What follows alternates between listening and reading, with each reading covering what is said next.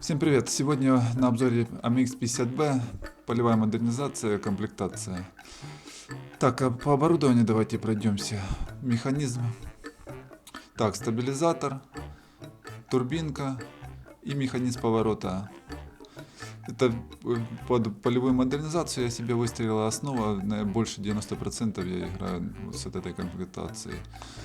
Вторая редко применяю, но бывает, чуть-чуть жизни добавил. Без турбинки мне как-то... Я так втянулся в турбинку, поэтому я с турбинкой играю. Вы можете чуть-чуть другое что-то себе здесь выбрать. Но вот это у меня основа. Потому что со второй комплектацией там чуть-чуть не хватает сведения при моей полевой модернизации. Так, а оборудование, снаряжение у нас, в зависимости от того, как у вас бюджет позволяет, играем, если позволяет, играем с допайком. Если нет, то с огнетушителем. Экипаж третий перк. Давайте перейдем к полевой модернизации. Здесь первое, что мы выставляем: вездеходная ходовая, плюс 7 сохранения набранной скорости. Потеряли 5% скорости поворота ходовой, но подвижность у него нормальная, поэтому это не критично. И минус 10 от прочности ходовой. Ну, эти 7% это мы, плюс турбинка, мы стали еще быстрее, он быстрее динамика, быстрее набирает скорость, поэтому вот рекомендую вот это ставить. Второе мы. Притирка шестерней наведения, плюс 5 скорости сведения, плюс 3 к размеру круга сведения. Давайте откроем показатель 0.33, смотрите, 0.31. Да, конечно, становится точнее, но все же сведение важнее. Еще дальше я тоже расскажу, почему так выбрал, потому что сведения не хватает в этой технике изначально, поэтому здесь выбираем на сведение. Второе мы выбираем электропривод перископ, 3 к обзору, потеряли к времени оглушения, плюс 15 ко времени дополнительного оглушения. Что я могу сказать? В связи с тем, что вы достаточно быстрая техника и с турбинкой, мне как-то по арте на этой технике, да и вообще лучше не подставляться, потому что у него брони вообще нет, очень ощутимо прилетает, поэтому я от арты как-то особо не страдал в этом по тестированию, поэтому выбрал на обзор. Давайте посмотрим на обзоре.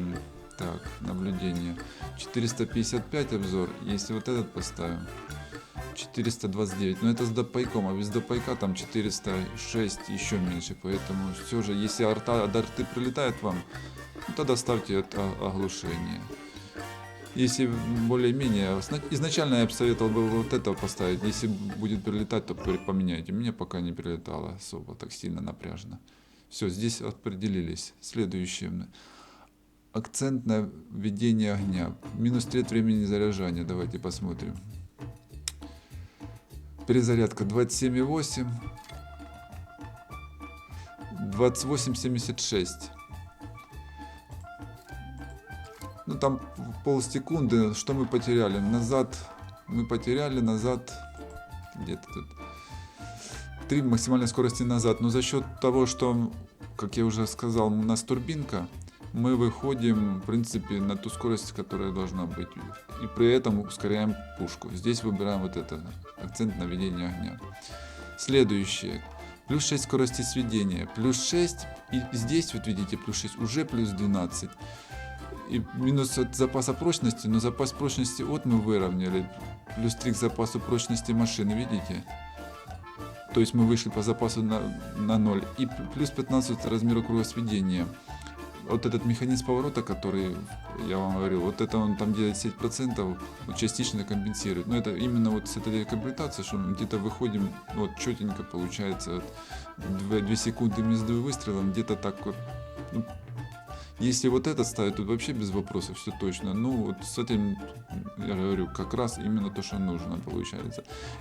Если вторую модификацию выбирать, там где не противоскоростная, жизни где добавляет, там чуть-чуть, может, 2-3 не хватает к сведению между выстрелами. Поэтому основа, то, что я вам сказал, и плюс вот эта комплектация, самый оптимальный вариант.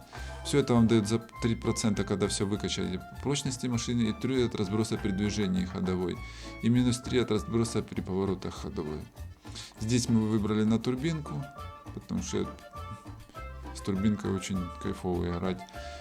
Все, также все это, когда вы вкачиваете, не забываем вот здесь ставить галочку, вот видите, у меня стоит, чтобы экипаж развивался равномерно. Все, надеюсь, видео вам пригодится и станет полезным. Увидимся.